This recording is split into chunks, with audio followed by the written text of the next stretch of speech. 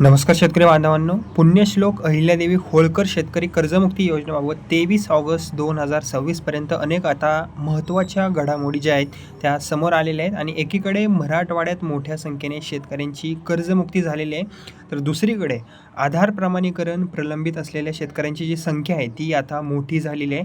आणि सर्वात महत्त्वाचं म्हणजेच की पात्र यादीमध्ये असलेल्या मृत शेतकऱ्यांच्या वारसांनाही आता कर्जमुक्तीचा जो लाभ आहे तो आता यामध्ये मिळणार आहे. ओके, तर या संपूर्ण अपडेटविषयी आपण एक एक करून पॉईंटनुसार समजून घेणार आहोत, त्यामुळे व्हिडिओ तुम्ही शेतकरी मंडळींनो शेवटपर्यंत नक्की बघा. आता जर आपण पहिल्या पॉईंटबद्दल जर बोलायचं झालं तर आता मराठवाड्यात या योजनेअंतर्गत आत्तापर्यंत 1,32,333 शेतकऱ्यांना कर्जमुक्तीचा लाभ मिळालेला आहे. कोणत्या योजनेअंतर्गत? पुण्यश्लोक अहिल्यादेवी होळकर शेतकरी कर्जमुक्ती योजनेअंतर्गत. ओके, तसेच या शेतकऱ्यांसाठी तब्बल 899 कोटी रुपयांची कर्जमुक्ती जी आहे ती करण्यात आलेली आहे. म्हणजेच की मराठवाड्यात योजनेच्या अंमलबजावणीला आता मोठ्या प्रमाणात जी आहे ती सुरुवात झालेली आहे. आता मराठवाड्यातील 8ही जिल्ह्यांमधून तब्बल 12,80,784 शेतकऱ्यांची जी माहिती आहे ती कर्जमुक्तीच्या पोर्टलवर आता अपलोडसुद्धा करण्यात आलेली आहे. आणि यापैकी 6,26,351 शेतकरी जे आहेत ते कर्जमुक्तीसाठी पात्रसुद्धा ठरलेले आहेत.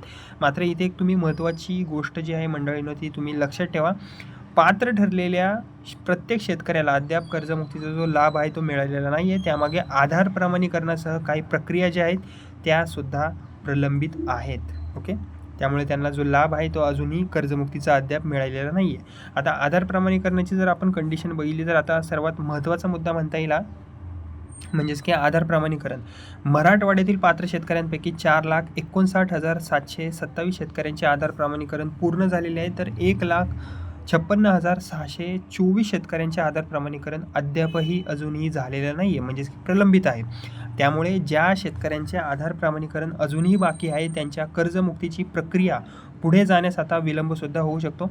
आता जर आपण जिल्हानिहाय कर्जमुक्तीची जर अपडेट बघितली तर इथे तुम्ही आकडेवारी बघू शकता. ओके, तर छत्रपती संभाजीनगर जिल्ह्यात 35,540 शेतकऱ्यांना कर्जमुक्तीचा लाभ जो आहे तो मिळालेला आहे. आणि जालना जिल्ह्यामध्ये 18,792 शेतकरी कर्जमुक्त झालेले आहेत. तसेच परभणीची जर कंडिशन बघितली तर परभणी जिल्ह्यात 7,870 शेतकऱ्यांना लाभ मिळालेला आहे. तसेच हिंगोली जिल्ह्यात 8,915 शेतकरी जे आहेत ते कर्जमुक्त झालेले आहेत. आणि या संपूर्ण 4 जिल्ह्यांचा एकत्रित जर आपण विचार केला तर 71,117 शेतकऱ्यांची सुमारे 436 कोटी रुपयांची कर्जमाफी आता क्लिअर झालेली आहे. ओके, आता आपण थोडंसं लातूर साईडची आकडेवारी बघूयात. ओके, इथे जर आपण आकडे जर बघितले तर लातूर विभागातही मोठ्या प्रमाणात शेतकऱ्यांना कर्जमुक्तीचा लाभ मिळालेला आहे. लातूर जिल्ह्यात जर बघितलं तर 22,963 शेतकरी कर्जमुक्ती झालेले आहेत. तर या विभागातील उपलब्ध आकडेवारीनुसार 61,216 शेतकऱ्यांची सुमारे 462 कोटी रुपयांची कर्जमाफी जी आहे ती झालेली आहे, म्हणजे क्लिअर झालेली आहे. मात्र नांदेड, बीड आणि धाराशिव जिल्ह्यांची स्वतंत्र लाभार्थी संख्या जी आहे ती उपलब्ध आकडेवारीत स्पष्टपणे देण्यात अजूनही आलेली नाही आहे. आता या संपूर्ण योजनेबाबत शेतकऱ्यांसाठी अत्यंत महत्त्वाचा निर्णयसुद्धा घेण्यात आलेला आहे. काही शेतकरी योजनेच्या पात्र लाभार्थी यादीत होते, मात्र झालं काय, आधार प्रमाणीकरण पूर्ण होण्यापूर्वी त्यांचा मृत्यू झाला. आणि अशा पात्र मृत शेतकऱ्यांच्या कुटुंबियांना आता या योजनेपासून वंचित ठेवले जाणार नाही आहे. त्यांच्या वारसांनाही आता या कर्जमुक्तीचा लाभ मिळणार आहे. आणि जो हा निर्णय आहे तो अनेक कुटुंबांसाठी महत्त्वाचा आणि खुशखबर म्हणता येईल, त्यांच्यासाठी दिलासा ठरणार आहे. आता यासाठी सर्वप्रथम मृत शेतकऱ्याच्या संबंधित कर्ज खात्यावर वारस नोंद करावी लागणार आहे. त्यानंतर संबंधित कर्ज खाते जे आहे ते आणि उपलब्ध नोंदींची तपासणीसुद्धा यामध्ये केली जाईल. तसेच वारसांना आवश्यक असलेले वारसापत्र किंवा अधिकृत वारस नोंद सादरसुद्धा करावी लागेल यामध्ये. आणि ही प्रक्रिया पूर्ण झाल्यानंतर सुधारित माहिती जी आहे ती संबंधित पोर्टलवर अपलोडसुद्धा केली जाईल.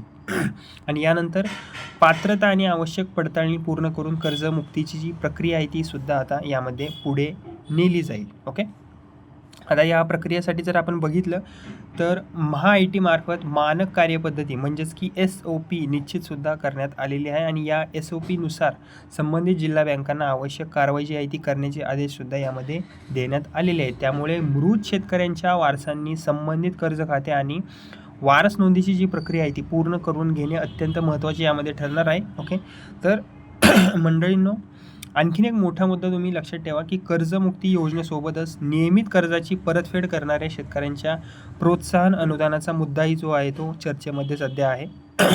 सरकारकडून नियमित कर्जदार शेतकऱ्यांसाठी 50,000 प्रोत्साहन रकमेचे आश्वासन देण्यात आलेले होते.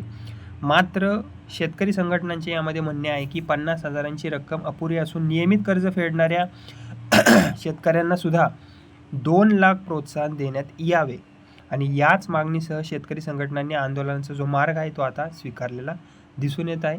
जसं की तुम्ही बातम्यांमध्ये सुद्धा बघता की रोजच आंदोलन होत आहेत याविषयी.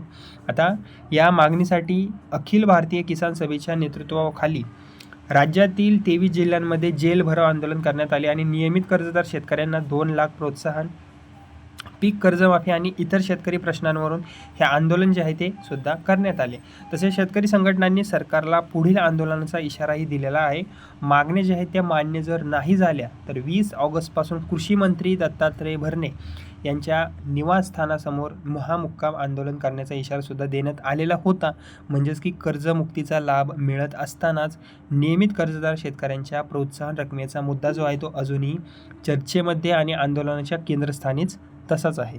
ओके, तर या संपूर्ण अपडेटमध्ये 3 गोष्टी मंडळींनो महत्त्वाच्या होत्या. सर्वात पहिली म्हणजेच की मराठवाड्यात आत्तापर्यंत 1,32,000पेक्षा जास्त शेतकरी कर्जमुक्ती झालेले आहेत. दुसरी म्हणजे अजूनही 1,56,000पेक्षा जास्त पात्र शेतकऱ्यांचे आधार प्रमाणीकरण प्रलंबित आहे, झालेलं नाही आहे. आणि तिसरी सर्वात मोठी अपडेट म्हणजेच की योजनेच्या पात्र यादीत असलेल्या आणि आधार प्रमाणीकरणापूर्वी मृत्यू झालेल्या शेतकऱ्यांच्या वारसांनाही आता कर्जमुक्तीचा लाभ हा मिळणार आहे.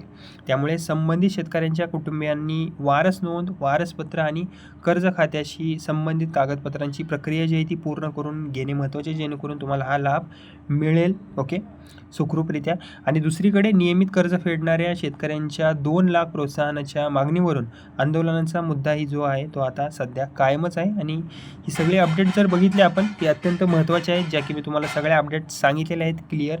आणि शेतकरी मंडळींनो, ही होती 23 ऑगस्ट 2026 पर्यंतची पुण्यश्लोक अहिल्यादेवी होळकर शेतकरी कर्जमुक्तीबद्दलची महत्त्वाच्या अपडेट्स. तुम्हाला काही कमेंट करायची असेल शेतकरी मंडळींनो, तुम्ही कमेंटसुद्धा करू शकता या व्हिडिओच्या खाली. व्हिडिओला लाईक करा, माझ्या या व्हिडिओला शेअर करा आपल्या मित्रमंडळींसोबत आणि माझे बडी नावाचं चॅनल आहे याला सबस्क्राईब करायला विसरू नका. धन्यवाद.